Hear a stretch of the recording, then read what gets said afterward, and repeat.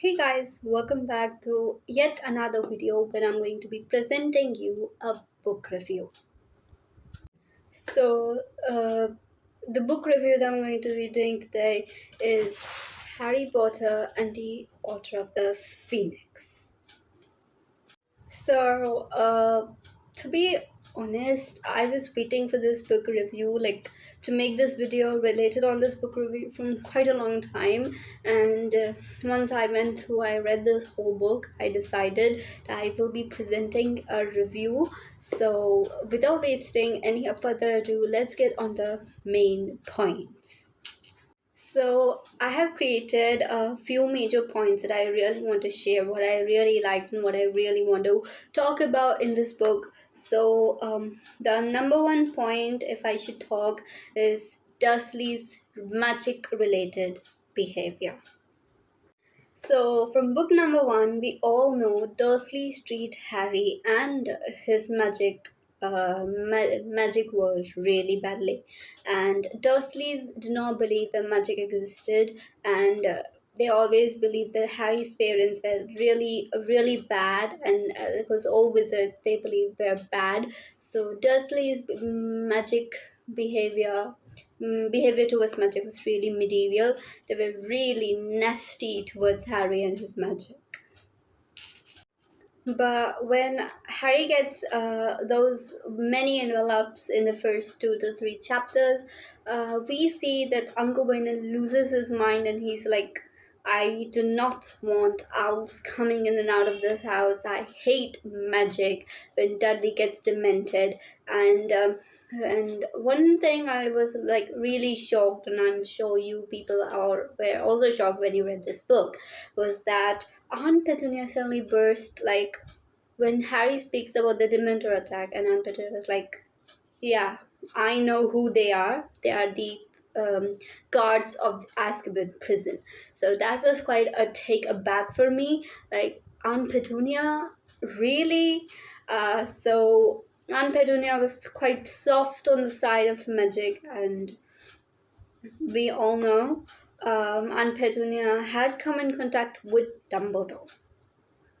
Overall, when we talk about Dursley's characters, I would rate them 0 out of 10 because I never liked them from the start. Even though they were the main part of Harry's caretakers, but we know their medieval attitudes are 0 out of 10 if it is to rate.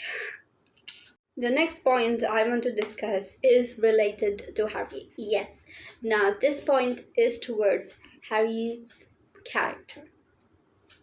Throughout the Order of Phoenix, I noticed one thing in common that Harry gets usually angry, and no doubt about that. He feels isolated, number one, in Privet Drive and Little Whinging. He feels that Ron and Hermione and Sirius are not answering his letters, so he obviously feels that, yeah, these people are ignoring me, and why should I ignore? Like, why should I be kept in the dump and they're enjoying their remote place? Now, we all know Voldemort was controlling Harry's mind. Like he was coming in and out. He was controlling Harry's emotions, and also no doubt his mood swings were, you possible. We all accepted that. Like, yeah, he's got a big mood swings because when Voldemort's taking over, he's obviously going to attack Harry. But his mood swings were like from feelings of love towards Cho to getting angry with his best friends to being ignored. So I kind of felt bad for Harry's character, like to be honest.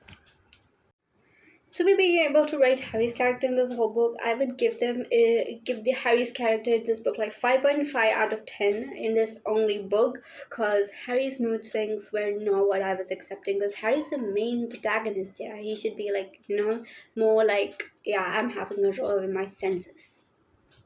My favorite part. This is topic number 3: Ron and Hermione's chemistry. When we talk about Ron and Hermione from the very first book, they have gotten to their wrong sides. Though they are united by Harry and they are, all three of them are best friends, Ron and Hermione have always got the wrong side of each other, according to me. So they do have feelings for each other. Hermione has feelings for Ron. I feel that in this book.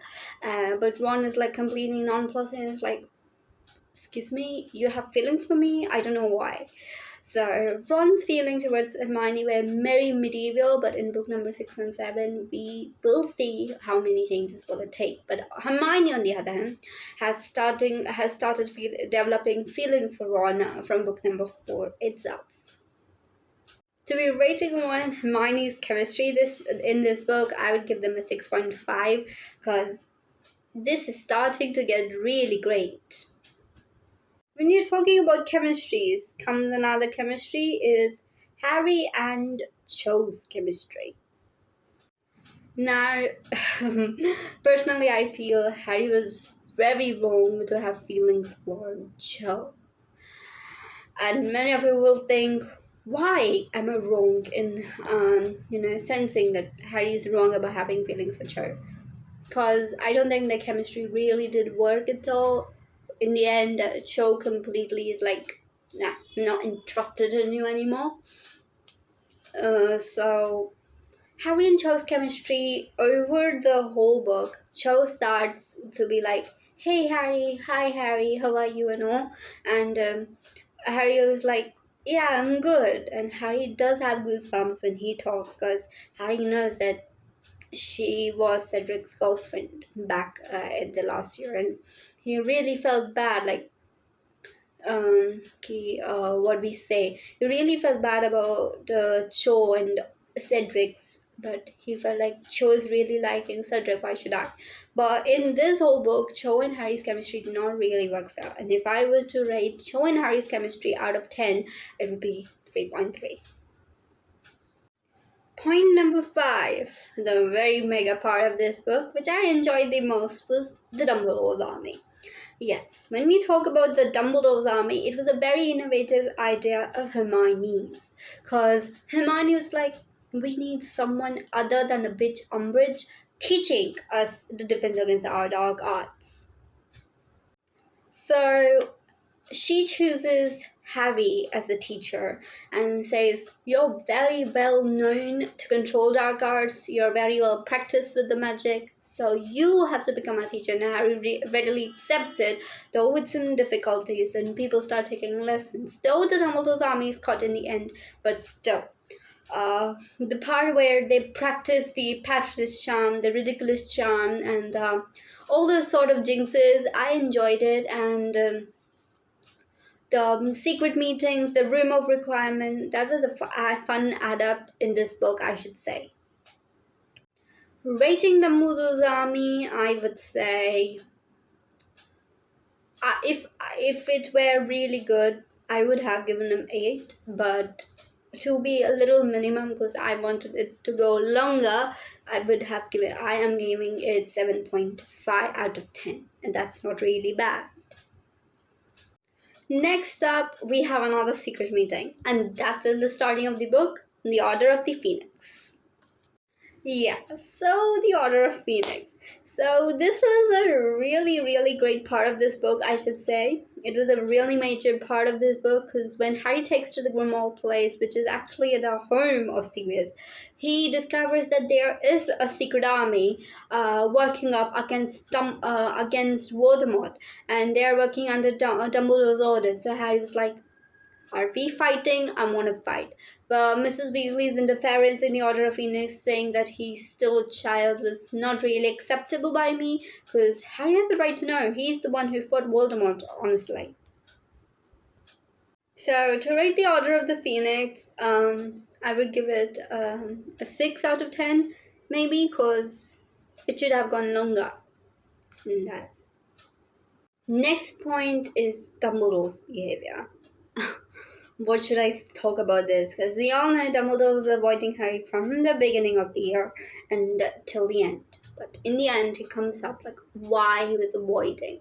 So Dumbledore's behavior was really hurtful for Harry because he was like, you're the person I trusted and you're not talking to me. You do not believe me. Harry was in that type of sense. Like Dumbledore's not believing him, so he thinks Dumbledore was really angry and not speaking to him.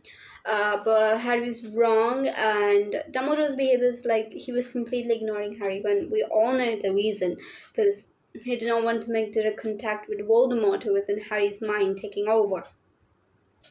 So to rate Dumbledore's behavior, I will not rate it currently because I don't know if it would be appropriate to rate it. Next up, Harry now being chosen as a prefect. Now, this is another thing that Dumbledore reveals at the end when he explains Harry about the very old prophecy that he has a lot of work currently and he's not really to handle the school jobs. But when Harry's best friends Ron and Hermione get the prefect badges, he's like, I felt that thing where Dumbledore doesn't choose Harry as a prefect, and I felt that thing really harshly. So Harry is not being chosen as a prefect is yet another thing that was really hit hard, and it does not require rating if you understand my sentiments. Next up, next point is Sirius's character. Now we all know that Sirius was Harry's godfather from the very start, like from book number 3, if we can say that. But according to me, I feel that Sirius's character ended very quickly, because Sirius was the godfather of Harry, and Harry only felt safe when Sirius was around. Like he felt like, yeah, I have a family, I have a place to live in after leaving the Dursleys, and the death of Sirius was completely unavoidable because Bellatrix Lestrange literally killed that person, like, whoosh.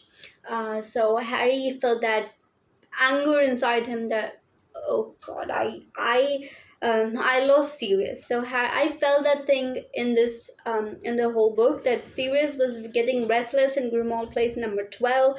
He really wanted to go out, but Dumbledore wouldn't let him. So Sirius's character was moody. He was very protective of Harry. He wanted Harry to be acting on his own guard, and he was very selfish as well, according to me, because he really wanted Harry, like, if I talk about Hermione's point of view, he really wanted Harry to start the Dumbledore's army. Sorry. To rate Sirius's character, I would give it like 7 out of 10, because I don't know, I kind of felt very good at Sirius's character from the book number 3. So that's why 7. Next point is Neville's character. Yes, Neville was the guy who we, usually saw in small bits in the books, his little comedies, his little parts adding up. So Neville's character has been developing since book number 2. Like, he was like, I'm gonna fight you. From book number 1 itself, when one thought Neville to be standing up, and he was like, I'm going to fight you. You are not going to break rules. And Neville's character developed really bravely, and I think, yeah, Neville should have been the chosen one, but who can blame? So Neville's character did really show an upturn, and Neville's goodness at herbology was also seen. And to be rating Neville's character out of 10, I would give it a 6. Now, why 6, if I should say? Neville suffered the loss of his parents going mad and lying in St. Mungo's hospital of magical maladies and injuries. So that was quite bad and hit me hard because his parents were senseless. So yeah. And Neville was not really brave, but he soon caught up with Harry, and he was like, Harry, I'm going to fight with you. I'm going to take justice for my parents as well. The last point of the whole book, Umbridge's character. Umbridge really wanted to interfere in Hogwarts running because Cornelius Fudge, the Minister of Magic, really put her up to the task and was like, you will decide what will happen in Hogwarts. And Hermione was really right in guessing that Ministry is interfering in the work with Hogwarts, and Dumbledore was avoiding every possibility of the Ministry's interference. And Umbridge treated Harry very badly, same as the Dursleys, but a little more than the Dursleys, because, um, you know, punishing him with detentions, which nearly scabbed his skin. And that was really harsh on him. Like, you can't murder a child, right? So, she was a teacher. She became the High Inquisitor soon, earning the power. She had the power to overrule the school's orders and all. But I like the way McGonagall put up with her. And she was like, when it was Harry's career counseling session, and McGonagall asked her, like, what did they want to become, and Umbridge was like, he's not fit for the aura thing. McGonagall really puts up a fight and says that can become whatever he wants if he practices, and they both fight each other, like, argue, and Harry's proud of that. So Umbridge's character was really, really ugly, more than Dursley's. So Umbridge's character will personally get a -1 from me out of 10. So -1 out of 10 is what I call Dursley's actually get 0, but more than that. So I guess I covered all the major points, what I felt like covering in this video, and I am not sure if this video is long enough, but I'll be editing home anyway. So overall, I'll rate this book a 7.5 out of 10 because the action series were really good in this book. So yeah, 7.5, and that's not a bad rating. And any of the ratings that I have given is my own very own personal choice. You can rate whatever you like, and it's up to your liking. If you really like the book, you can give it a 10 out of 10. But I don't know, I just gave my opinion and did not fight for it. So I hope you enjoyed this video, and let's meet in another next video. Bye bye.